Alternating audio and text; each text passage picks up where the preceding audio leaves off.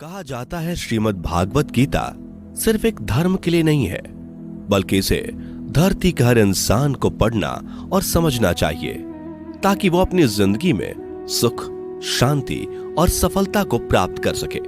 भगवत गीता में कुल 18 अध्याय हैं और इन 18 अध्यायों में कुल 700 श्लोक हैं, जो सभी के लिए पढ़ पाना थोड़ा मुश्किल है। इसलिए आज के इस बेहद ही खास वीडियो में हम भगवत गीता के 111 विचारों के बारे में बात करने वाले हैं, जिन्हें जानकर आप भगवत गीता का सही मतलब समझ पाएंगे। इसलिए इन विचारों को आप हर सुबह सुने। दोस्तों, अगर आप इस वीडियो का अधिक से अधिक लाभ पाना चाहते हैं तो कृपया कर इसे हेडफोन लगाकर शांति से सुने। तो चलिए जानते हैं श्रीमद् भागवत गीता के 111 पावरफुल विचारों को। श्री कृष्ण कहते हैं कि मनुष्य को परिणाम की चिंता किए बिना, लोभ लालच बिना एवं निस्वार्थ और निष्पक्ष होकर अपने कर्तव्यों का पालन करना चाहिए। जिस तरह प्रकाश की ज्योति अंधेरे में चमकती है, ठीक उसी प्रकार सत्य भी चमकता है।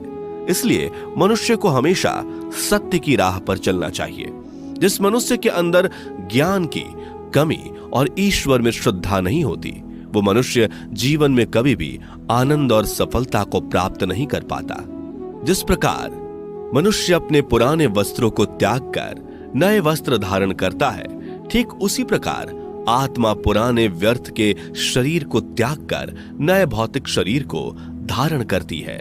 कौन क्या कर रहा है, कैसे कर रहा है और क्यों कर रहा है, इन सब से आप जितना दूर रहेंगे उतना ही आप खुश रहेंगे।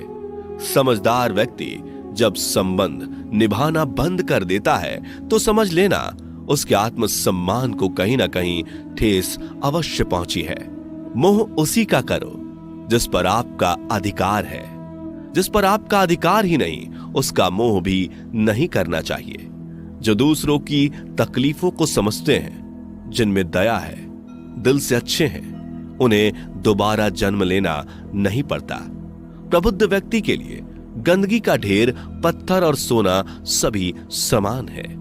आपके कर्म ही आपकी पहचान है, वरना एक नाम के हजारों इंसान हैं। प्रेम सदैव माफी मांगना पसंद करता है और अहंकार सदैव माफी सुनना पसंद करता है। विषयों के बारे में सोचते रहने से मनुष्य को उनसे आसक्ति हो जाती है। इससे उनमें कामना यानी इच्छा पैदा होती है और कामनाओं में विघ्न आने से क्रोध की उत्पत्ति होती है। सदैव संदेह करने वाले व्यक्ति के लिए प्रसन्नता ना इस लोक में है, ना ही कहीं और। कर्म वह फसल है जिसे इंसान को हर हाल में काटना ही पड़ता है। इसलिए हमेशा अच्छे बीज बोएं ताकि फसल अच्छी हो। जो होने वाला है वो होकर ही रहता है और जो नहीं होने वाला वो कभी नहीं होता। ऐसा निश्चय जिनकी बुद्धि में होता है, उन्हें चिंता कभी नहीं सताती। अच्छे कर्म करने के बावजूद भी लोग केवल आपकी बुराइयां ही याद रखेंगे। इसलिए लोग क्या कहते हैं इस पर ध्यान मत दो, तुम अपना कर्म करते रहो। जितना हो सके खामोश ही रहना अच्छा है, क्योंकि सबसे ज्यादा गुनाह इंसान से उसकी जुबान ही करवाती है। गीता में भगवान श्री कृष्ण कहते हैं कि हे अर्जुन, अपने परम भक्तों जो हमेशा मेरा स्मरण या एक चित्त मन से मेरा पूजन करते हैं, मैं व्यक्तिगत रूप से उनके कल्याण का उत्तरदायित्व लेता हूं। हे पार्थ, जो लोग भक्ति में श्रद्धा नहीं रखते वो मुझे प्राप्त नहीं कर पाते। अतः वे इस भौतिक जगत में जन्म मृत्यु के मार्ग पर वापस आते रहते हैं। मौन सबसे अच्छा उत्तर है किसी ऐसे व्यक्ति के लिए जो आपके शब्दों को महत्व नहीं देता। बदल जाओ वक्त के साथ, या फिर वक्त बदलना सीखो। मजबूरियों को मत कोसो, हर हाल में चलना सीखो। किसी काम की चिंता करना ठीक है, पर चिंता इतनी भी नहीं होनी चाहिए कि वह काम ही बिगड़ जाए। अच्छी नीयत से किया गया काम कभी व्यर्थ नहीं जाता और उसका फल आपको जरूर मिलता है। श्री कृष्ण कहते हैं कि मैं किसी का भाग्य नहीं बनाता, हर कोई अपना भाग्य खुद बनाता है।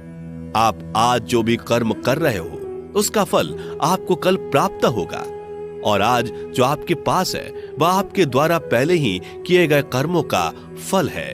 मनुष्य नहीं, उसके कर्म अच्छे या बुरे होते हैं, जैसे मनुष्य के कर्म होते हैं, उसे वैसे ही फल की प्राप्ति होती है। तुम्हें सिर्फ अपने कर्म करने का अधिकार है, किंतु कर्म के फलों के तुम अधिकारी नहीं हो।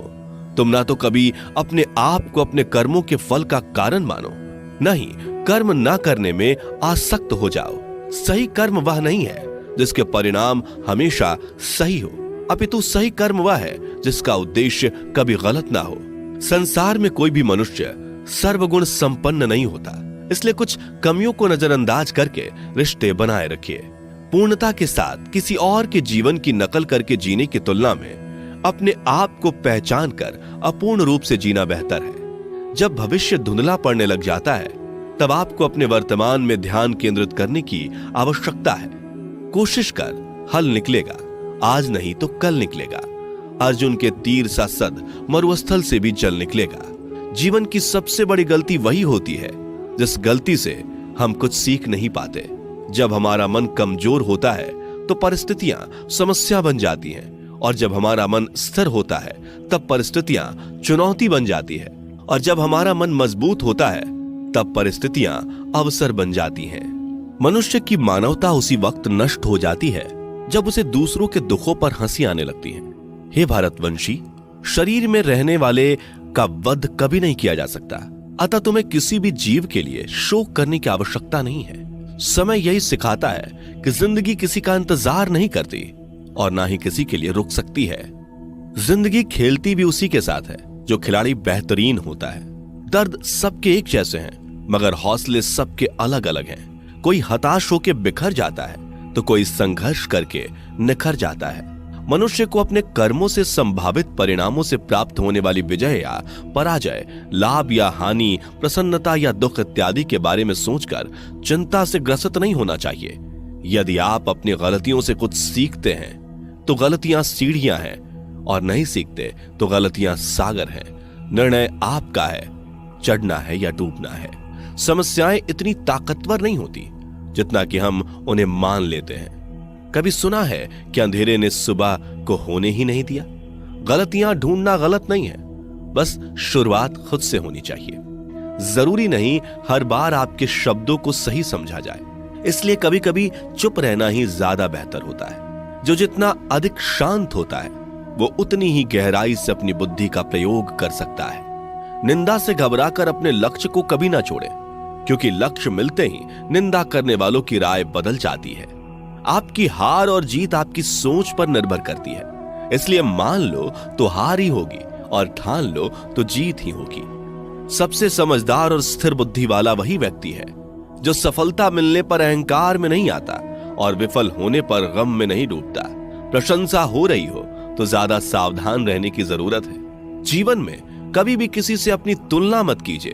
आप जैसे हैं सर्वश्रेष्ठ हैं। मनुष्य अपने विश्वास से निर्मित होता है। जैसा वो विश्वास करता है वैसा वो बन जाता है। जिसने मन को जीत लिया उसके लिए मन सर्वश्रेष्ठ मित्र है, किंतु जो ऐसा नहीं कर पाया उसके लिए उसका मन उसका सबसे बड़ा शत्रु बन जाता है।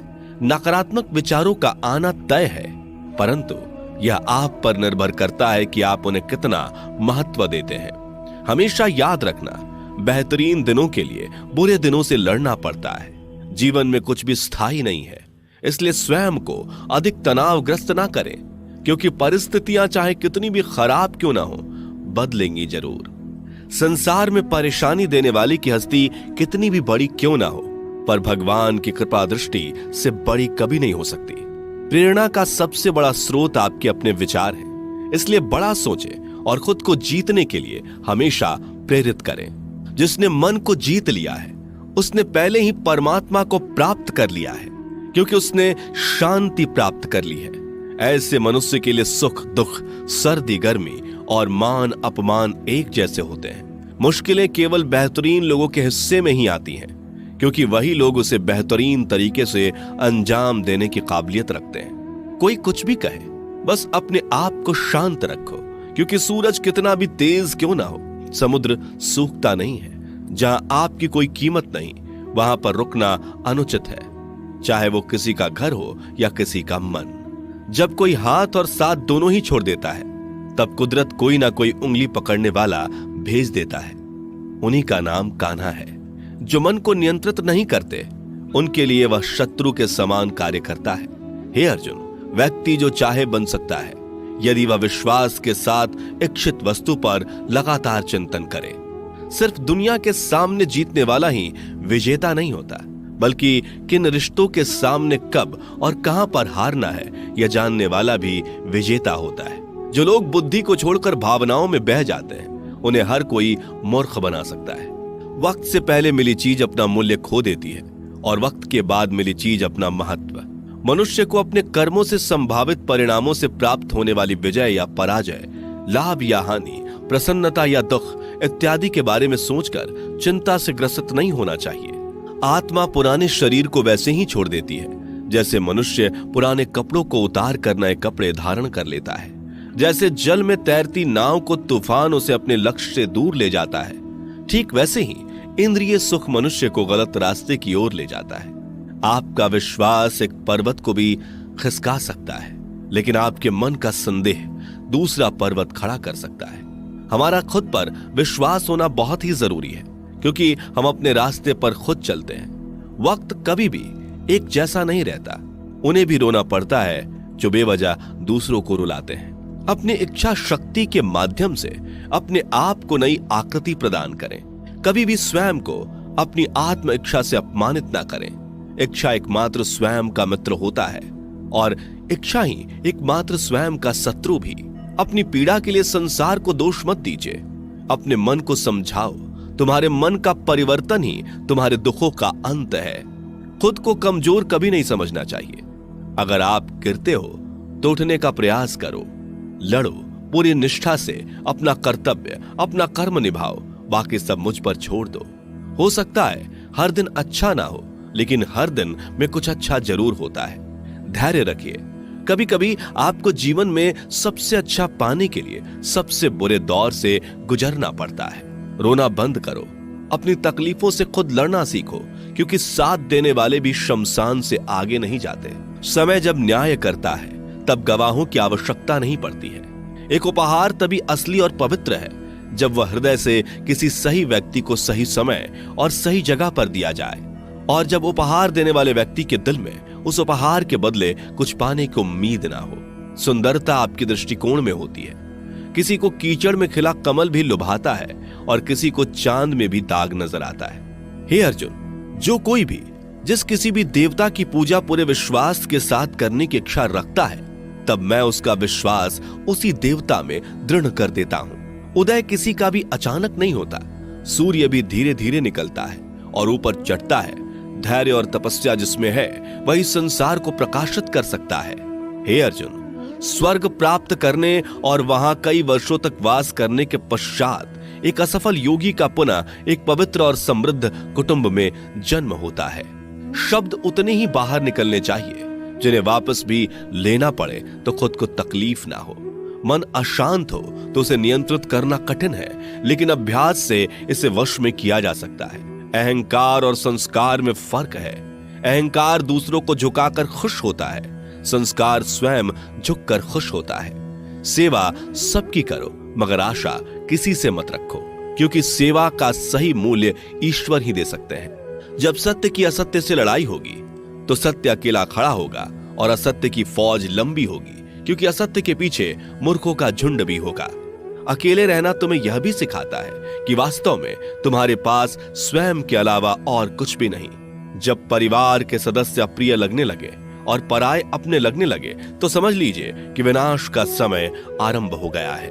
क्रोध आने पर चिल्लाने के लिए ताकत नहीं चाहिए, मगर क्रोध आने पर चुप रहने के लिए खूब ताकत चाहिए होती है।